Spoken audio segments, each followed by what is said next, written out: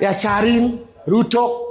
Mimi nilikuwa nangojea mwanaume mrembo mweupe, mwanaume good looking, wale vijana wanakaa smart kutuliko, wamevaa earrings moja. Mimi niliona mwanaume mpaka nikamzoom. Kashindwa Jesus Christ. Huyu ndio Charin Ruto, mtoto wa president, ameolewa na huyu mwanaume. Mpaka nikasoma biography, ni wa wapi? Ni wa Tanzania. Kwanza hata si wa Kenya. Yaani mtoto wa Ruto ameolewa na Mtanzania. Alafu wanaandika a wealthy businessman, tajiri. Mwanabiashara tajiri kutoka Tanzania. Na mandefu yake. Ai! Hapo Kenya tumeanguka mtihani. Tumeacha hiyo tajiri yote ya Ruto imeenda Tanzania shwali. Ndio wanaambia wasichana wachani kutafuta hawa wanaume weupe warembo. Hao ndio wanawaua, wanawachinja, wanawaua.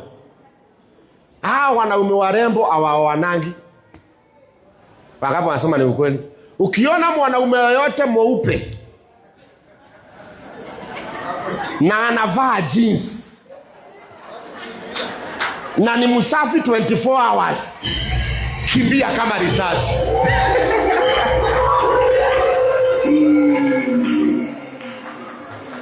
Tafuta wanaume kama sisi.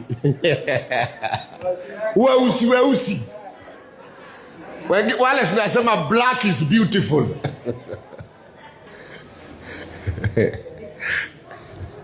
Mimi nilio mwenye ameoa Charin Ruto jana. Mulikuwa kwa TV ama ni mimi niliona zangu? Muliona mwanaume mwenye na mahelikopta na mandege? Lakini mimi I expected mwanaume mrembo sana, mweupe, wale wanaume warembo. Si mnajua wale wanaume warembo wale wana act sinema za Nigeria. You want to see? So guys, mimi acha tu niwaambie. Leo kitu inge happen huko Kilgoris. Kitu inge happen tu. Mtu mmoja tu ajitolea aseme you know what, for my country 80% ya mashida yetu ingeisha. 80. Alafu niulize, harusi ilikuwa green ama brown?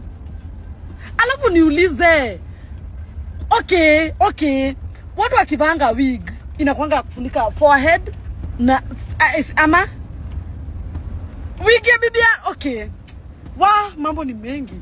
Anyway, nyinyi mjue tu bedhe kwetu Kakamega tushaambiwa na Cleophas ya kwamba Rigathi amedecide ana support HE. Kwa hivyo mkituruka, the internet never forgets. It never forgets. Kwa hiyo mengi na machache. One time. No. Yeah. One time. Iko mtu tu ninahurumia we. Hey. Mzee wa Shalini. Hey.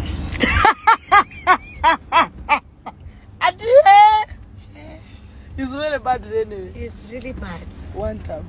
But anyway, what you're saying is true. Leo najua shida zetu zote zimezaisha.